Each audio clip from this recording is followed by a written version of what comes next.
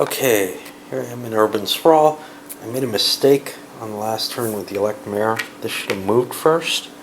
So green actually did not get this. No big deal, really. Yep, not that. Got that. They didn't get this. And we don't know how valuable that is. But the current mayor, whoever he is, he's not one of our players controlled. Is not supplanted yet. We've got to go around the block to get to an election.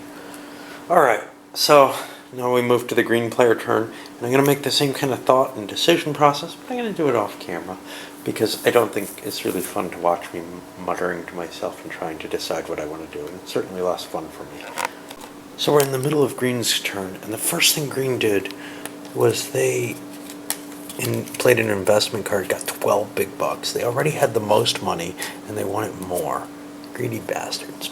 Okay, but now, what's kind of cool here is during your turn, maybe I don't need this die, because all the action points I'm uncovering are kind of recorded for me on the turn. I've got 6 spent because I spent all my actions, but let's see what happened.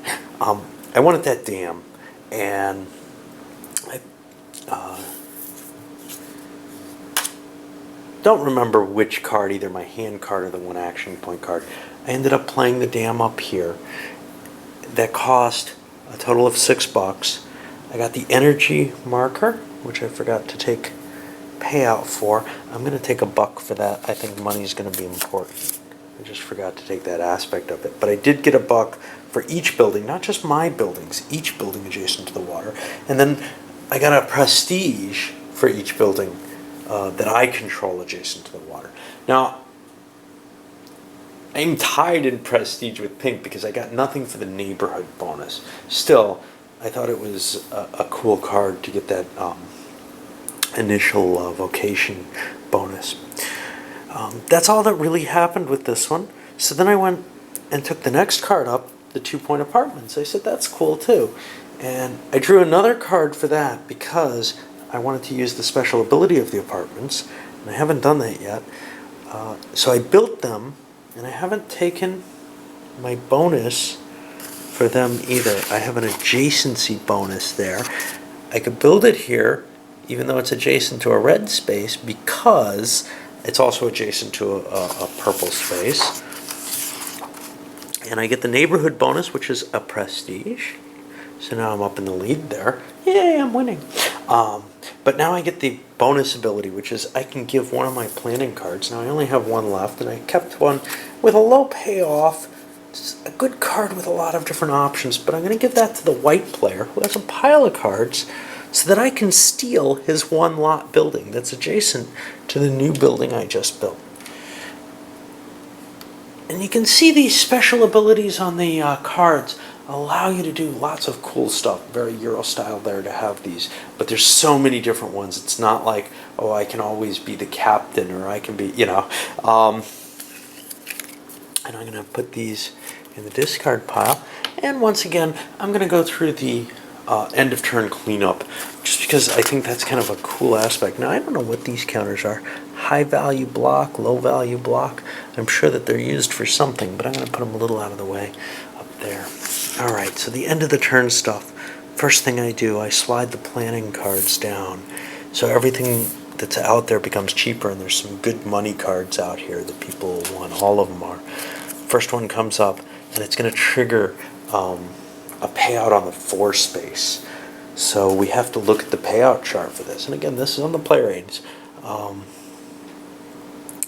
So blue and pink are the only ones on the 4 space, and they'll share first and second place, and each get $3 for that. So immediately we see why you want these valuable spaces. They're collecting rent, and likewise you can get prestige points off such spaces. What was it? Not blue, black and pink. There is no blue in this game. The colors are very odd. Pink, green, white. I'm used to the red, blue, yellow, green, right? Okay. So that's the first one. We pull another one here, and we get a payout in the 10 space. Again, that hasn't shown up yet, but we can see where as the game goes on, these cards are going to be constantly generating income, and maybe less so for prestige. Speaking of which, these also slide down, becoming again valuable. Here we got a couple that allow you to move cards around. And another, you can give a planning card to your opponent. You can gain control of a 1 or 2 lot building in an adjacent lot. Same as the apartments that we had. Post office, though, 1 for each comm and each end that you control. And a vocation. That's kind of interesting. But let's see what comes out. Oh, groovy store. Oh, grocery store. Players pay you. Wow. And you get $1 for each residential. So there's no deficit spending in this, which means if players don't have the cash, they don't have to try to raise it. But if they have an optional ability to spend for something and they don't have the cash, they just can't do it. All right, let's turn up the first one of these, and we have another payout and a gravel pit. No, a gravel pit. 2 prestige is going off. Now, 2 prestige is a double row, so everybody counts here. And what do we have? Well, we're going to have to count up however many buildings there are, right? Or is it number of spaces?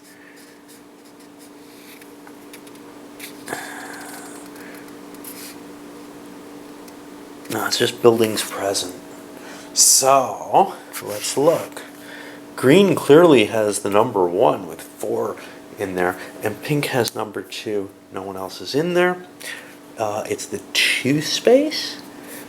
So, green is going to get 2 prestige, and they're just zooming ahead, and pink gets 1, and no one else gets to play. And we have another card to draw still. You can see a lot of mechanical actions. The same thing happens. Green gets 2 prestige, pink gets 1. All right, on to the next player. So now we did the black turn, and they also threw down a card to grab some money, I think $9 or something. Really seems worth grabbing the investment money, at least at this point. The planning cards are cheap in action points. He spent 6 action points, of course. With the holes there. His first action was the big 4.1 to get the grocery store. Why did he do this? Well, because he gets a lot of money out of other people. That was so cool. He pulled in, 1, 2, 3, 4, 5, $6 out of other people's hands into his own. And I think money is important at this point. That seemed more valuable than, say, grabbing the post office with its vocational ability.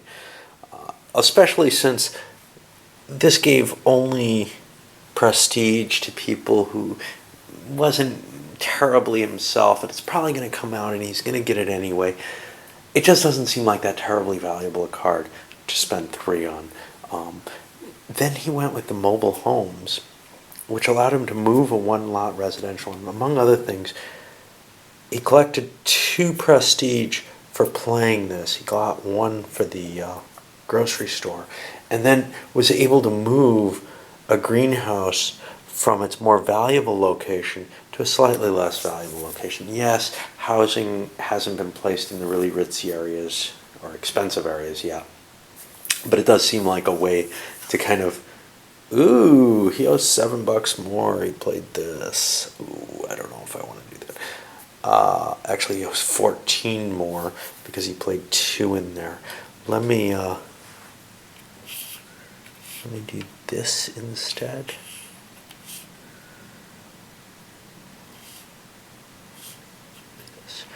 It's not quite as good, but he's going to owe $7 more. I forgot about this token here, and green actually owes 2. Oh, that's making things more expensive and more painful. Green will have played. He couldn't. He needed to get control. So yeah, he had to pay his 7 basically. So let's see if green had $7. Green did have 7. He would have had it anyhow. It's just it would have come from black's hand. I gotta pay attention to those new counters as they start showing up. And black also has to pay 7 for his build. But he has a ton of money, and it seems worthwhile to get that big ritzy area for his supermarket, as well as the prestige he got off of it. Yes, he could have played somewhere else. Actually, this would have been a better placement for him if he had thought about it, because he would have gotten a prestige for both of these if he had played here. His mistake. Okay, but now we have to do the end of turn stuff. And I really like the end of turn stuff, so I think I'm going to do it for each player at this, even if I don't do it as much later in the game. So we do the sliding. We didn't see a lot of action cards go. He took one because there was a high value one that he could take for one action point. It seemed worth it. He turns one up, and it's a 9 trigger. There's no 9 available yet. And now we go over here to the planet, to the town deck, I guess. I mean, contracts, etc. And we got one with a 1, a clinic. Cool. That's kind of cool abilities. It gives you bonuses for each residence you have, and then also for each vocation, each education vocation in play, which is none right now. But right now we have to do a payout on the 1, which is here. Now that's not going to be a lot of money. Pink's got 2 pieces. They get 1 prestige for that. And again, it's hard to tell what the balance is here or how much you can control things. And another one, and we get a 3. Any neighborhood bonus for this building is paid in wealth as well as prestige. Yeah, neighborhood bonus. Okay. The 3 is triggered. That's up here. Black has 2 for that. So they're going to get 3 prestige for that. And green and white, what was this? A 3 card. Have to split 1. That's rounded down.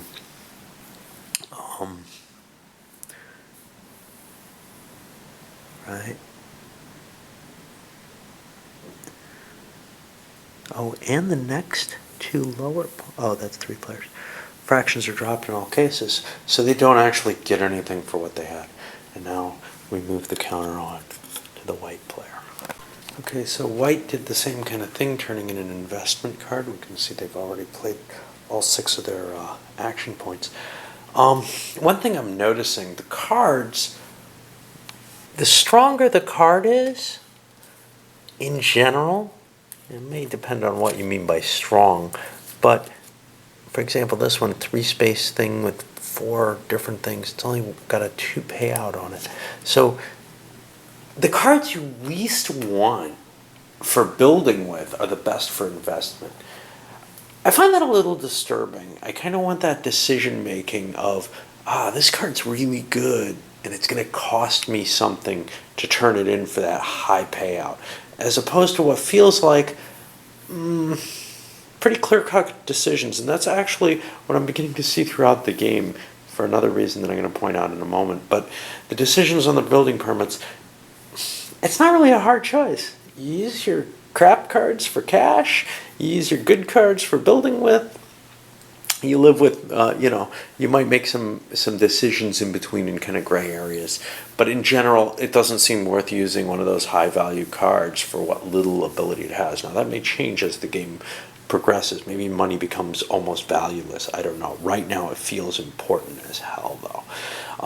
Now, here's the other aspect. Let's go to this one. He wanted, yeah, he did that. Okay. So he built this mobile home park, which only cost him $6 over here, and he gave 1 planning card to seize this thing, which cost 4, 6, $13 for black. So now he's gotten this huge advantage.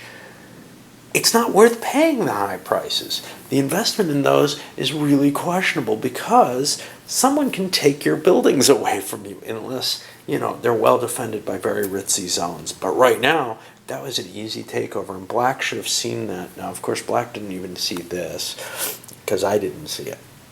The other thing was he went for the next card because he could get 2 buildings that way. The post office, which he put between 2 reds, and got himself a high neighborhood bonus on that. Also got the public service thing, and a payout of prestige, which didn't go well for him. It went very well for black, who got 3 prestige off that. Would have gotten 4 if he had the calm building there.